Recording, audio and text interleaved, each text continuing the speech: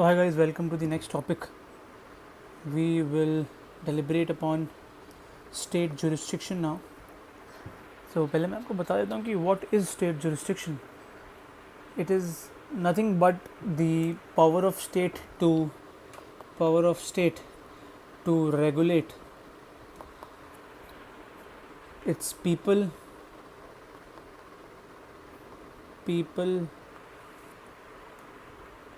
as well as property and different circumstances which are inherent while regulating these, right? We will be reading about different theories, the concept of extradition and asylum as well, theories, different case laws, extradition और asylum के जो international conventions है, state practices हैं, principles हैं, we'll read about that as well. And apart from that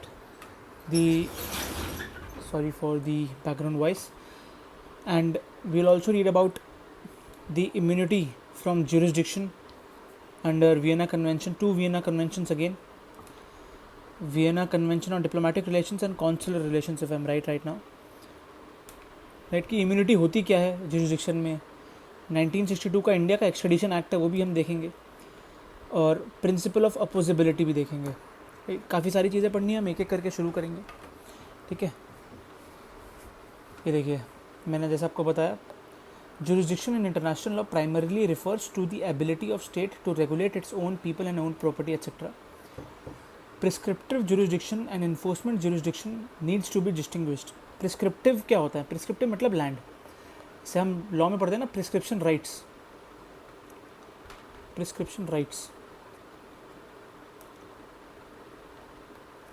तो यहाँ पे ये चीज़ें इंक्लूड होती हैं. It refers to the formal power to make laws either through executive, legislature or the judiciary. And enforcement jurisdiction deals with the execution and compliance of prescriptive jurisdiction. ठीक है, देखिए प्रिस्क्रिप्टिव जुरिस्डिक्शन है land का, ठीक है, land का, ठीक है. लेकिन इस जुरिस्डिक्शन को एग्जीक्यूट भी करना होगा, और एग्जीक्यूट कैसे होगा? एग्जीक्यूट होगा through executive jurisdiction. That is the whole scene. ठीक है, we have to read about the article 2+7 of the UN Charter, the case of Liechtenstein versus Guatemala as well, कि कौन सी ऑब्लिगेशन क्रिएट करी गई थी इस केस में. एंड एंग्लो नॉर्वेन फिशरीज़ केस में ऑलरेडी आप लोगों को पढ़ा चुका हूँ, ठीक है. तो इस केस में क्या हुआ था वो आप मुझे कमेंट्स में बताएंगे. So guys, in Liechtenstein versus Guatemala, the case specifically was about the issue of nationality.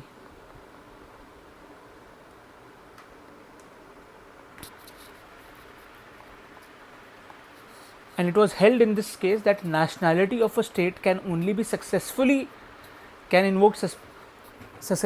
against another state provided it reflects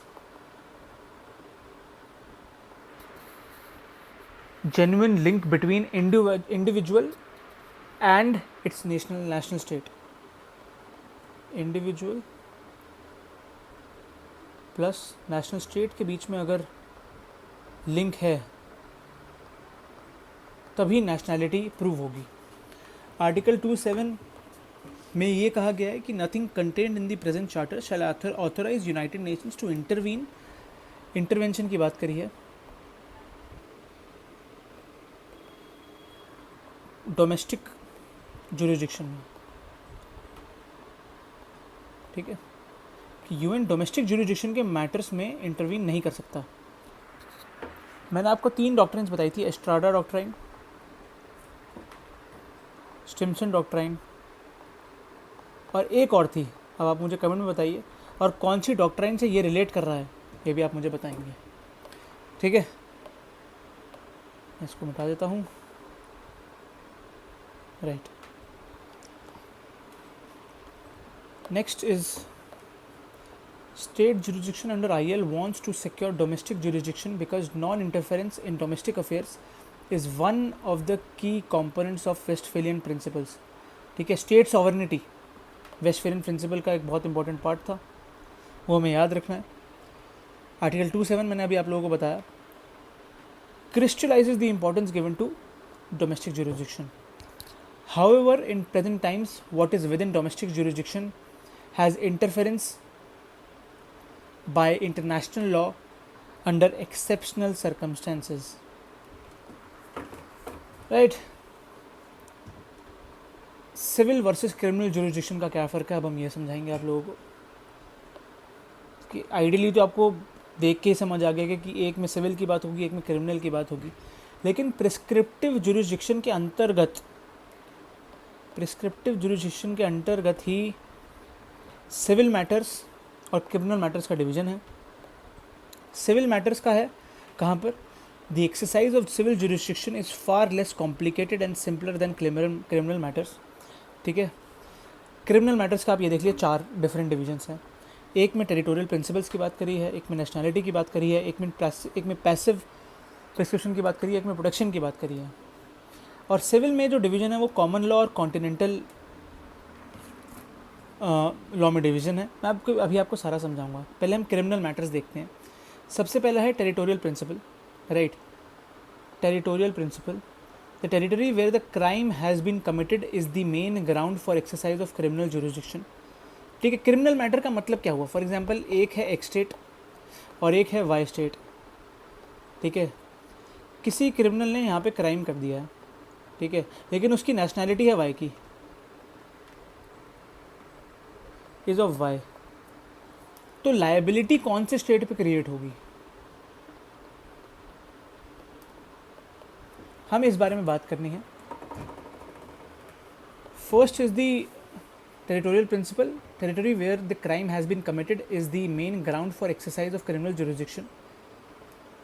the soil on which crime is committed should try exclusive jurisdiction to try the offender, ठीक है। समझ आया मैंने आपको क्या समझाने की कोशिश करी है यहाँ पे। The territory where the crime has been committed is the main ground for exercise of criminal jurisdiction. The soil on which the crime is committed should try exclusive jurisdiction to try the offender. But ये councils पे apply करता है या diplomats पर apply करता है नहीं, इस क्वेश्चन को कंसिडर करना बहुत इंपॉर्टेंट है, वो मैं आपको आगे बताऊँगा, ठीक है। The famous Lotus case, SS Lotus case, there was a distinction made between subjective and objective. SS Lotus case में क्या हुआ था वो आप मुझे कमेंट्स में बताएंगे, क्योंकि मैं आपको ऑलरेडी समझा चुका हूँ, ठीक है। जब मैं आपको वो पूरा पिरामिड समझाया था मैंने आप लोगों को। The famous SS Lotus case, there was a distinction made between subjective and objective. Under both these principles, where the offence is completed holds importance. The state where the offence commences will have to yield. It is as simple as that. Next important principle is the passive personality principle. Very important, very easy as well at the same time. Under this principle, any state can claim jurisdiction for an offence committed by a foreigner in a foreign land, ठीक है। State can claim jurisdiction for an offence committed by a foreigner in a foreign land but has affected its national laws, यहाँ पे laws लिखना है, ठीक है। इसमें basically 2 cases हैं, ठीक है, पैसिव पर्सनैलिटी प्रिंसिपल में, ठीक है। पहला ये है, दूसरा USA वर्सेस फवाद यूनिस का है, फवाज यूनिस सॉरी। पहला है कटिंग केस, मेक्सिको और मेक्सिको वर्सेस USA। इसमें basically it involve an article about Emigdio Medina, a Mexican newspaper publisher that appeared in El Paso, Texas, and the newspaper was in US, right? Texas is in US.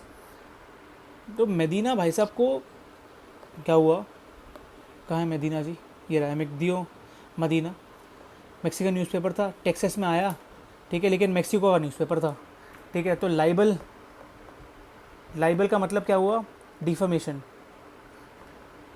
Defamation का case हो गया साहब पर। And what did he try to do, so the libel का case हुआ in Texas under section 184, no Mexico में हुआ section 184 में, मैक्सिकन पीनल कोड में, against the papers publisher Cutting, क्योंकि कटिंग का नाम, कटिंग पब्लिशर था,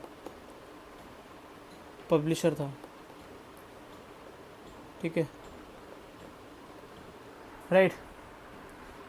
आफ्टर सर्वरिंग, तो फिर वो अरेस्ट भी हुआ, कटिंग साहब अरेस्ट भी हो गए, फिर वो रिलीज़ हुए मैक्सिकन कोर्ट में। However, the trial court in Mexico was of the opinion that cutting comes under the jurisdiction of Mexican courts, right? And as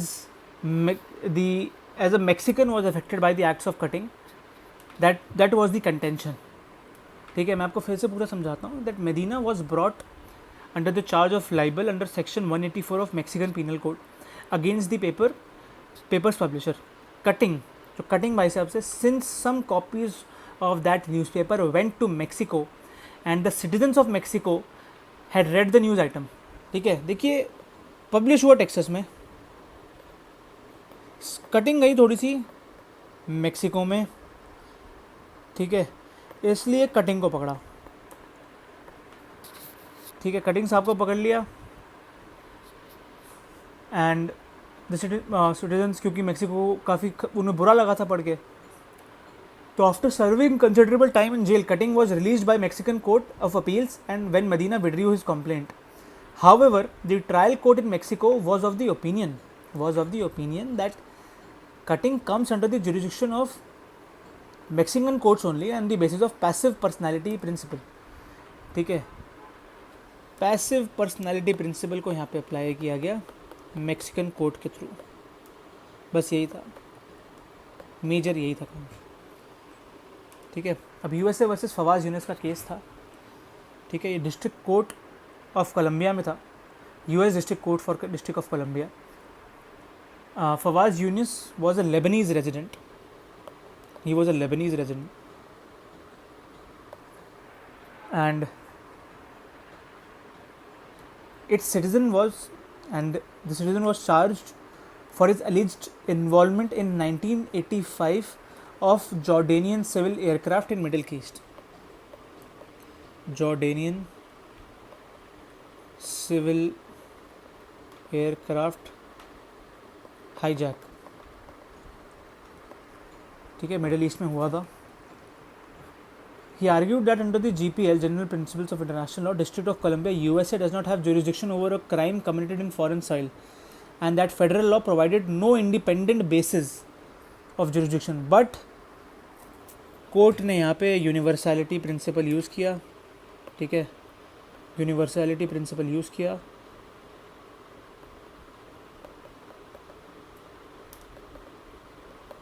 किया और यूनिस साहब को हिरासत में ले लिया, यही था बेसिकली, यही कहा गया था इस केस में। अगला है प्रोटेक्टिव प्रिंसिपल, ठीक है, इसको मैं पहले आपको एग्जांपल से समझाऊंगा, ठीक है। एग्जाम्पल क्या था कि suppose mister A, a foreigner, commits an offence in a foreign soil, से Australia. In such a case, India will not have any jurisdiction over A. However, Mr. A's acts are prejudicial to the security interests of India. Then, in that case, India will have jurisdiction over A. In that case, under the protective principle. ठीक है, ये रहा protective principal. इसका case भी है, ये Joyce versus director of public prosecutions, ठीक है। American citizen acquired British citizenship, but in German radio he stated things in English, which resulted in treason. वाह, समझ रहे हैं आप, कुछ भी, बट हुआ है। As security was involve, hence court applied protective, कि अपने देश को प्रोटेक्ट करना है, प्रोटेक्शन सर्वोपरि है। Then is the universality principle, जो इस केस में भी इन्वॉल्व हुआ था। Under universality principles, no link is required to be made to the nationality of the accused और the victim or where the offence was accomplished, since the offence are so grave in nature, the whole world should have jurisdiction. जो article 5 है रोम statute का, crimes with in the jurisdiction of court, इसको involve करता है, right. इसके 2 cases लिखे हुए हैं मैंने आप लोगों के लिए यूनिवर्सैलिटी प्रिंसिपल के लिए। एक है attorney general versus Adolf Eichmann, Aka Eichmann case, which was of Supreme Court of Israel, SC of Israel, ठीक है। जो अडोल्फ साहब थे ये ऑस्ट्रियन थे, सिक्योरिटी सर्विस में काम करने पे एग्री कर दिया था बर्लिन में, ठीक है। तो बर्लिन में काम कर रहे थे और उन्होंने जूइश किलिंग्स करी थी and was captured by Israeli security forces in Argentina, ठीक है। क्यों? इन्होंने जूइश लोगों को मार भी दिया, ठीक है।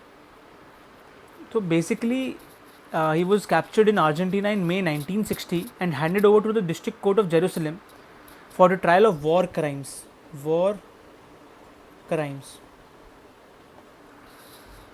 right, against Jewish people. So supreme court के पास भी केस गया, डिस्ट्रिक्ट कोर्ट ने कन्विक्ट कर दिया, उसके बाद सुप्रीम कोर्ट ने भी कन्विक्ट करा, ठीक है। Even though the crimes were committed prior to the, देखिए ये क्राइम्स जो थे ना, ये इजराइल जब बना था उससे पहले के हैं,